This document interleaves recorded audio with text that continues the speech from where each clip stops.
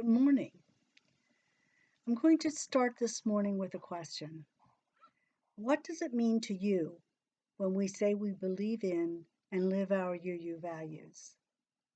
Do we put them in a certain order and act more on some than on others?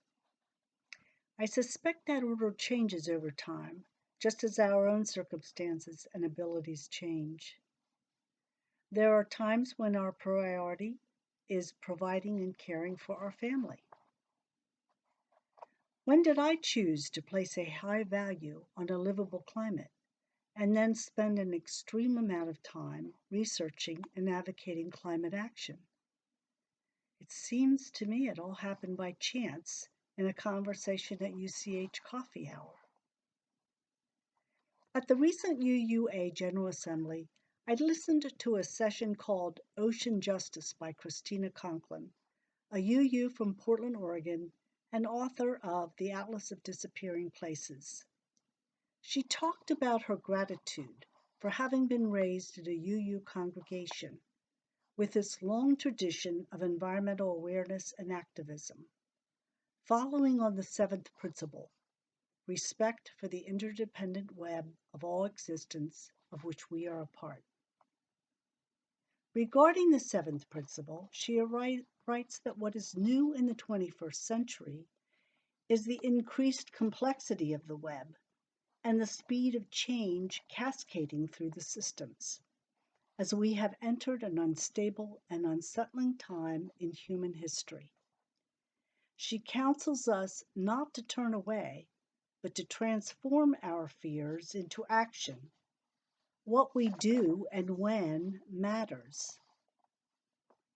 I personally have been deeply shaken by all the shattering news in the past few weeks and wonder, how are you processing these events?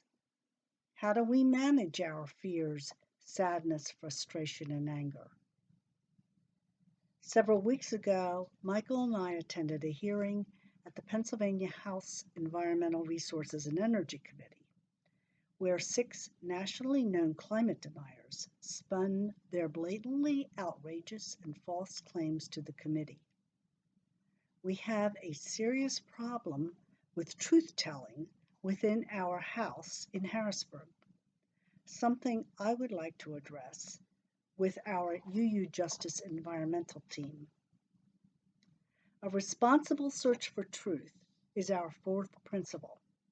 Seeking truth, especially when we would rather not know, requires courage, because once you know it, you cannot not know it. Howard Zinn said it best: you cannot stay neutral on a moving train. History, he said, is like a moving train. You're either on board or you're not. Can't be neutral. Psychiatrist Robert Lifton writes that for him, climate change could never become an abstraction. Rather than a theoretical problem, he came to see global warming as a source of ever-increasing human suffering, a matter of our larger human connectedness. Lifton continues that social movements in general are energized by ethical passion, which starts with formed awareness, an active search for truth and meaning. Emotions related to individual conscience are then pulled into a shared narrative by enormous numbers of people. Enormous numbers of people. I think that's what we are missing. I might add that climate change is an issue that comes with a ticking time clock of which we are running out. I will have more to say on that at a separate time, and can only hope to get more people on board the climate train that is full speed ahead.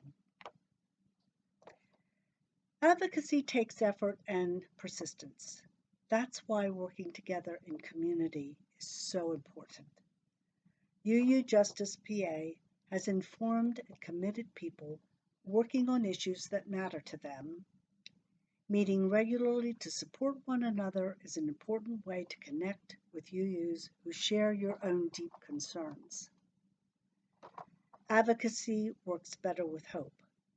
Someone has said that children are our best source of hope because we love them. Our children, who will have to live in a broken world, need our support to stop further damage and make the world as livable as possible. That is what motivates me. Deep love for my family, my young nephews, compassion for the wider world, and love of the creatures that share our world.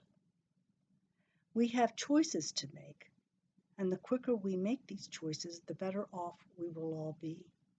The future is in our hands. Thank you.